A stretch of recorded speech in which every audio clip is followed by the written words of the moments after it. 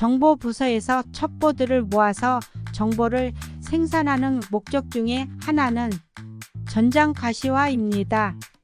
말 그대로 전장이 눈에 보이도록 하는 것이지요. 이게 뭔지 말씀드려 보려고 합니다. 고대부터 1차 대전 이전까지의 전쟁들을 보면 탁 트인 벌판 같은 곳에서 양측의 군대가 서로 대치한 상태에서 전투를 벌이는 양상들이었습니다. 그렇기에 지휘관들은 보통 전선과 한참 떨어진 지휘소가 아닌 전장을 볼 수 있는 언덕 같은 곳에 지휘소를 설치해서 전황을 실시간으로 눈으로 보면서 지휘를 하는 방식이었습니다. 그렇기에 전방지휘소, 후방지휘소라는 용어가 나왔습니다. 이런 방식은 2차 대전기까지 유효했으며 아직 중소대급인 소부대전투에서 사용되는 방식입니다.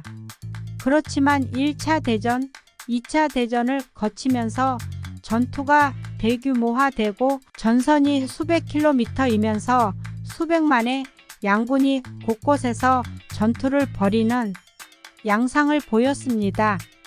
그러다 보니 지휘소에서 전선의 상황을 눈으로 보는 것이 제한되었고 전선의 보고들을 종합해서 후방의 지휘소의 지도 위에 말판을 옮기는 방식 또는 위험하지만 연락기에 지휘관이 탑승해서 전선을 관측하거나 직접 특정 전선으로 가서 전황을 확인하는 방식이 사용되었습니다.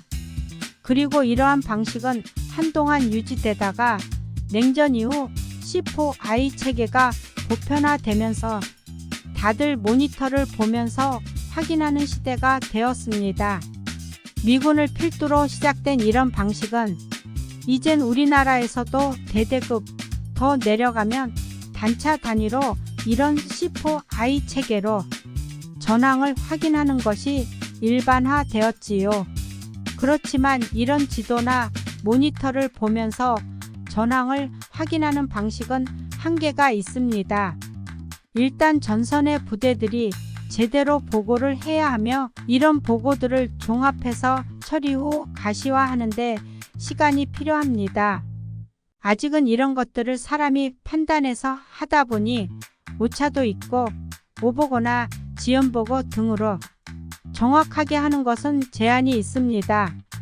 그리고 이런 인적 오류 요소는 정보부서에서 특히 문제가 될 수 있는데 같은 적을 보고 여러 부대에서 적식별 보고가 접수되면 이걸 단일 부대로 볼지 아니면 여러 부대가 몰려온 건지 판단을 할 시간과 인적 자원의 수준이 필요합니다.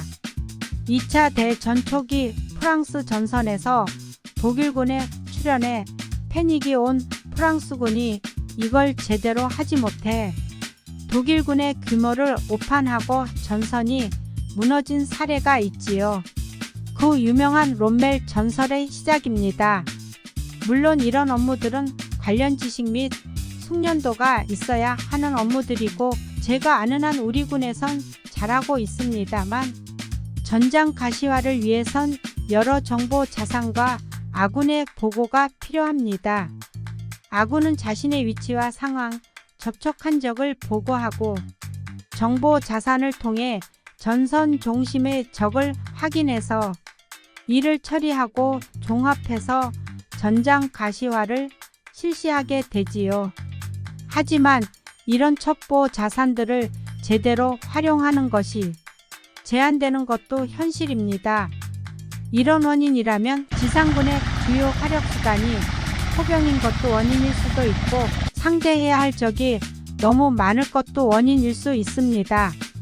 이게 무슨 소리냐면 때려야 할 것들을 찾느라고 전체적인 상황을 확인하는 게 제한될 수도 있다는 겁니다.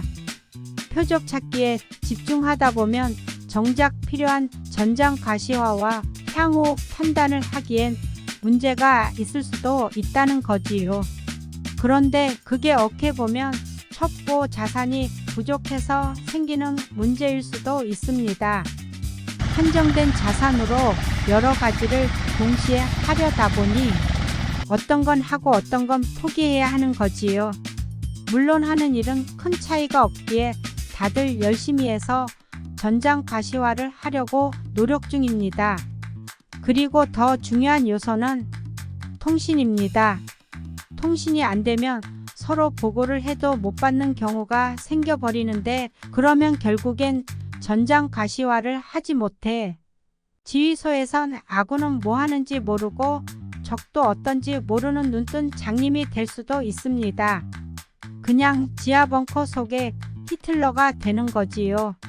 간략하게 전장가시화에 대해 말씀드렸습니다. 다음에도 더욱 잉여로운 주제를 가져와 보도록 하겠습니다. 건승하세요.